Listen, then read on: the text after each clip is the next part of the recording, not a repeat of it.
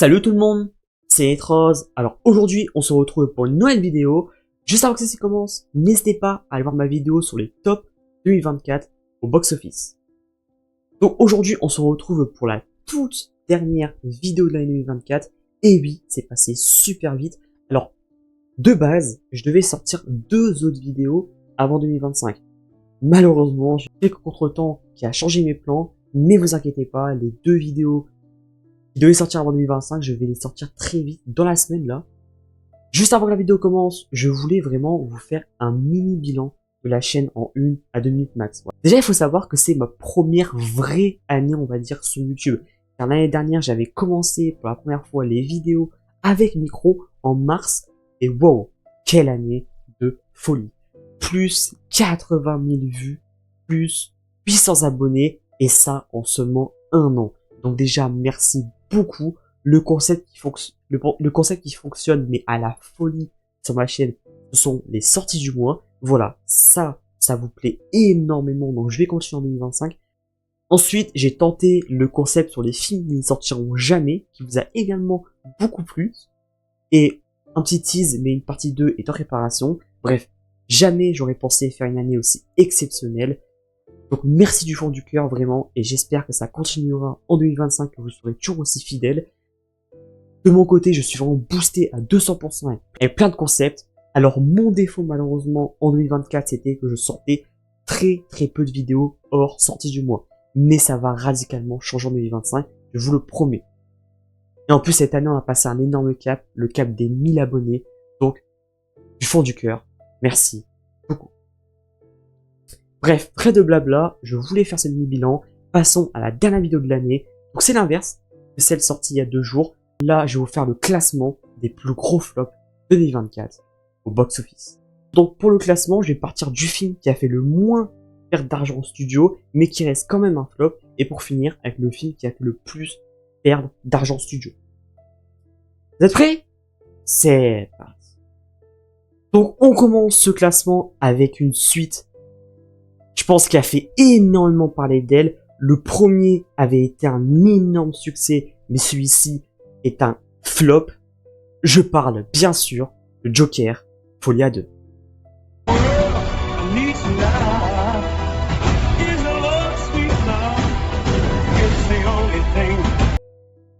Donc Joker Folia 2 a eu un budget de 190 millions de dollars et a généré 206 millions. Alors déjà, il faut savoir que le premier Joker a eu un succès juste monstrueux. Au box-office, avec un budget de seulement 50 millions de dollars, il avait récolté 1 milliard. 1 milliard. Ce qui est juste impressionnant. Mais bien différent, malheureusement, de la suite qui a elle, fait un flop. Joker Folia 2 a fait, on va dire, une polémique, car les gens, en fait, ils ne s'attendaient pas à une comédie musicale. Alors en fait, moi, pour le coup, en fait, je suis un peu choqué parce que depuis le début, le réalisateur, les bandes annonces montrent en fait que c'est une comédie musicale. Je comprends pas, c'est que les gens s'attendaient à quoi? Je ne comprends pas. Donc tu dis qu'un film, par exemple, ça va être un film d'action, et que tu vas t'attendre à un film romantique. Voilà, c'est débile. Ça va être donné comme ça, on va dire. Et voilà, donc honnêtement, je comprends pas le flop. J'ai pas vu le film. On n'a pas vu le film. Mais d'ailleurs, je l'ai vu, c'est pas non plus catastrophique. Parce que les gens, en fait, les gens, ils pensaient que c'était une comédie musicale, et ils se sont dit, ouais, c'est pas une comédie musicale, alors que c'était annoncé. Bref, du coup, malheureusement, un énorme flop, et encore, le budget, je dis qu'il est de 190 millions, mais c'est sûrement même obligé bien plus avec le marketing. Et malheureusement, vu que je peux pas deviner, je le mets à la 10e place.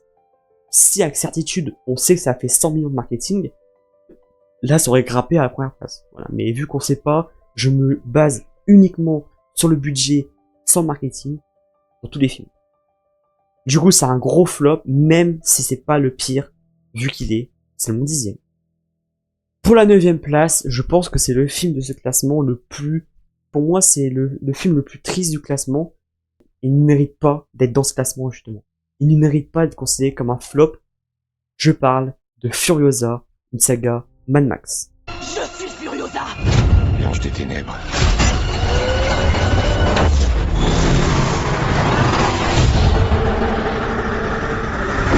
Donc Furiosa avait un budget de 168 millions de dollars, mais il a généré seulement 173 millions.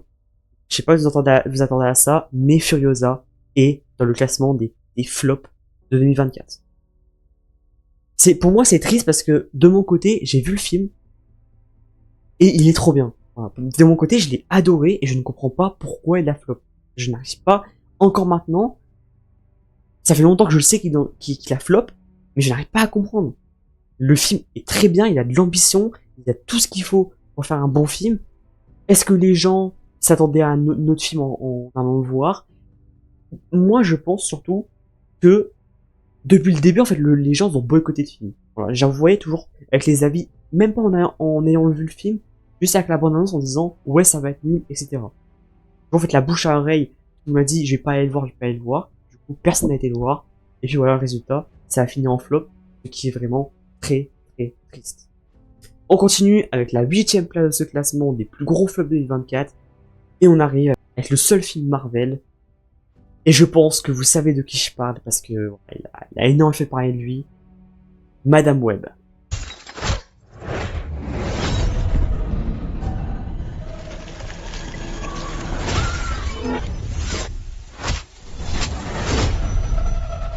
Alors Madame Web, c'est un peu compliqué parce que le budget, en fait, on n'est pas sûr à 100%. Voilà, c'est un peu fou, mais le budget il est compris entre 80 et 100 millions de dollars. Alors du coup, c'est pour ça que de mon côté, je le mets 8ème, pas 9ème, parce que je sais pas si c'est 80 ou 100. Si c'est 100, c'est voilà, la place c'est 8ème. Mais si c'est 80, sa place elle est 9ème ou 10ème. Mais là, vu que je sais pas, je le mets 8ème. Madame Web, pour moi, il a pas... Pour moi, il faut pas être choqué. Voilà, c'était prévisible à 100%.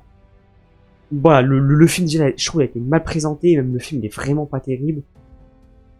Pour moi, c'est un flop. Je vais pas dire mérité, si j'aime pas dire ça, parce que pour moi, aucun film ne mérite de flopper.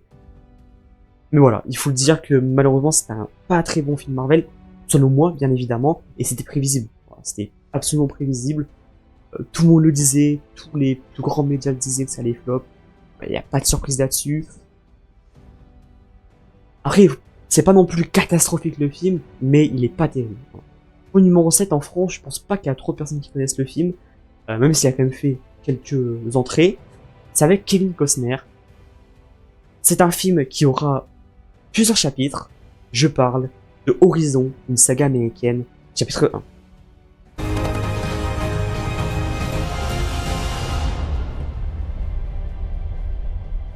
À partir de la 7ème place, ce sera que des films maintenant qui seront en perte. Voilà, c'est-à-dire que sûr et certain en perte. Parce que pour les autres d'avant, on ne sait pas 100%. Vu qu'en fait, on sait pas c'est quoi le budget avec marketing. Mais en tout cas, là, on est sûr qu'à partir de la 7ème place, c'est que à perte. Voilà. Donc, Horizon, une saga américaine, chapitre 1, avec Kevin Costner, a eu un budget de 50 millions de dollars, mais a malheureusement généré seulement 35 millions. Ah, il faut le dire, c'est quand même un gros flop quand même.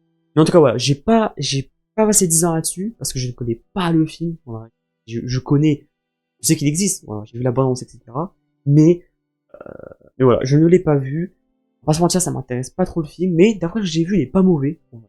Plutôt même bon. Mais voilà, j'ai l'impression que ça n'a pas trop intéressé les gens. Peut-être niveau marketing également. Ouais, marketing, ils ont pas trop fait marketing. J'ai pas vu non plus énormément de pub là-dessus. C'est dommage. En plus, Kevin Costner, c'est un acteur que j'aime beaucoup. Et ça fait assez de la peine pour lui, mais bon. C'est comme ça. C'est un flop. On avance, voilà, on arrive tout doucement à la moitié de cette liste. À la 7ème place. Alors c'est un film quand même qui a fait beaucoup parler de lui. Mais pas quand bien. Pas quand bien. Et je parle de The Crown. Mais tu n'as plus beaucoup de temps pour la sauver.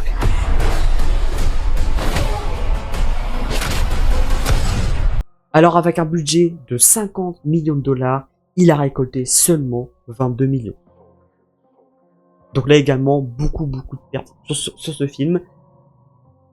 Ouais, donc en fait, The Crown, en fait, c'est une adaptation de la série en fait de comics du même nom. En fait, c'est simplement un reboot de la franchise. Donc il y a eu également un autre Crown avec le regretté Brandon Lee.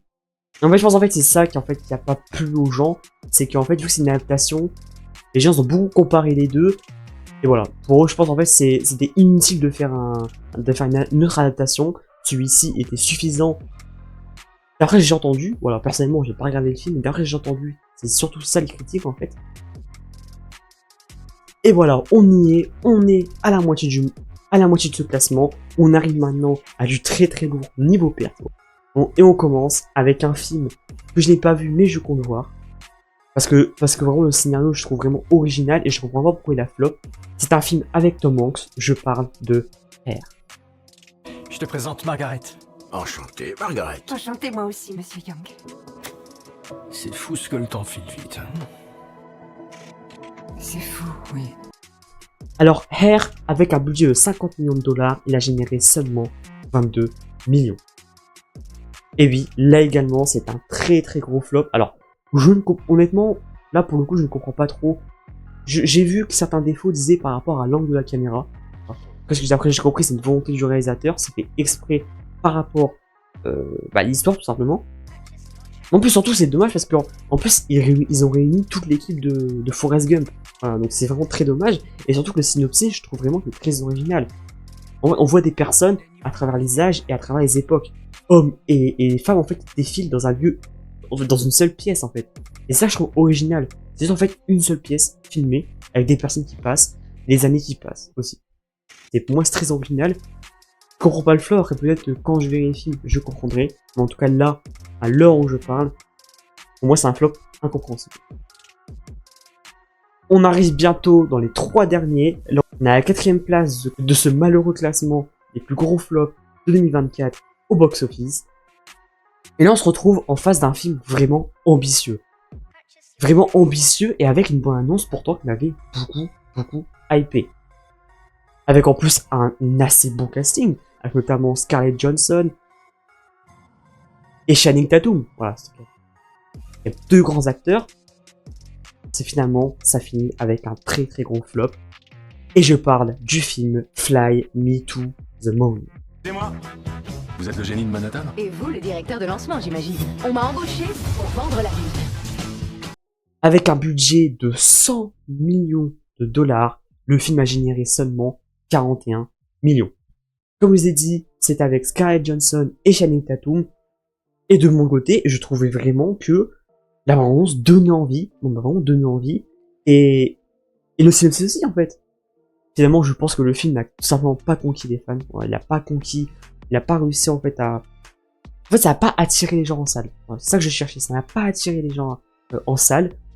Peut-être la bande-annonce n'a pas donné envie. Voilà. Moi, ça m'a donné envie, peut-être la plupart des gens, ça n'a pas donné envie.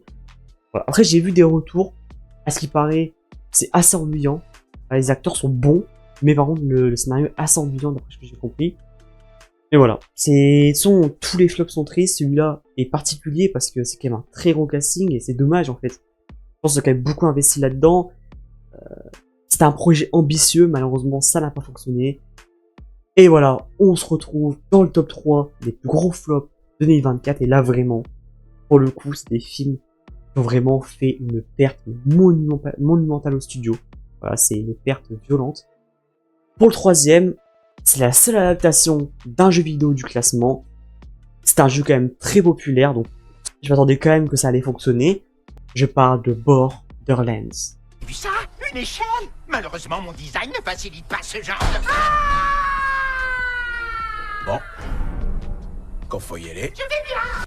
Avec un budget de 115 millions de dollars, le film a récolté seulement 33 millions. Voilà, encore une fois, énorme flop et beaucoup de pertes d'argent. Pareil, en fait, je m'attendais pas trop. Je savais que le film n'allait pas faire non plus d'énormes bénéfices, et pas qu'il allait autant flop, en fait. La bande-annonce, de mon côté, elle avait l'air d'être fun, mais le problème, c'est que j'ai pas une vision jeu vidéo, parce que le jeu vidéo, j'ai jamais vraiment apprécié. Borderlands, je sais pas pourquoi, j'ai jamais vraiment accroché. Donc peut-être c'est pour ça, j'avais pas la vision d'un fan. Peut-être un fan a la vision, peut-être il voit tous les défauts qu'il y a, les incohérences, etc. Le film malheureusement, en fait, je pense, n'a pas réussi à toucher les fans avec la patte artistique, je ne sais pas du tout. Mais en tout cas, voilà, c'est un énorme flop. En fait, c'est compliqué pour les adaptations de jeux, parce que souvent, c'est des flops, donc c'est compliqué. On s'approche de la fin avec le 2e plus gros flop de 2024, et honnêtement, ça m'attriste quand même pas mal. car c'est vraiment une perte colossale, et là, cette fois-ci, je ne rigole pas. On parle de millions. Je parle d'un film avec quand même un énorme casting. Argylle.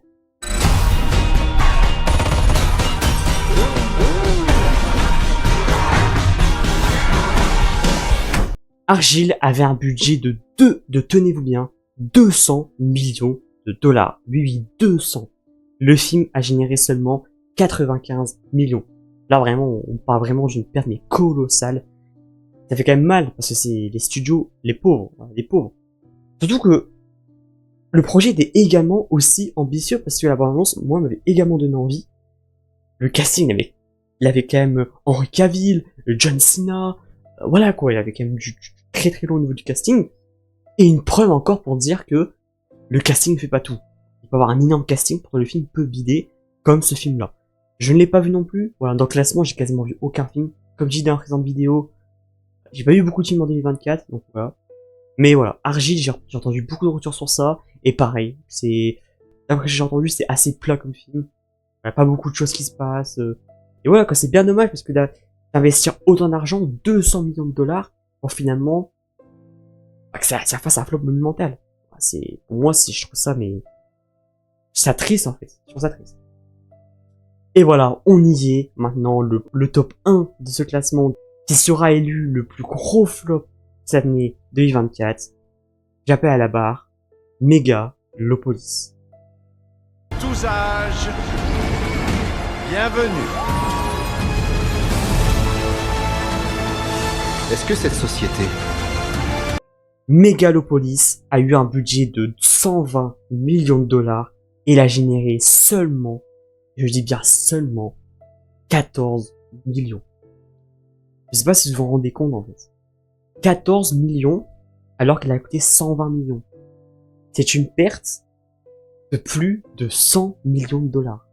Et sans compter le marketing. C'est juste énorme et c'est colossal. Est-ce que je m'y attendais? Oui, non. Oui, parce qu'en fait, c'était vraiment détruit par tous les journalistes de cinéma. Voilà, tout le monde, tous ceux qui l'avaient vu en avant-première l'ont vraiment détruit. Je me suis dit, bon, peut-être ils abusent. Bah, finalement, même les fans, ils ont trouvé ça pas ouf non plus. Et pourtant, vraiment, voilà, c'est quand même un grand réalisateur qui l'a fait. C'est quand même Francis Coppola. Voilà, c'est quand même un énorme réalisateur.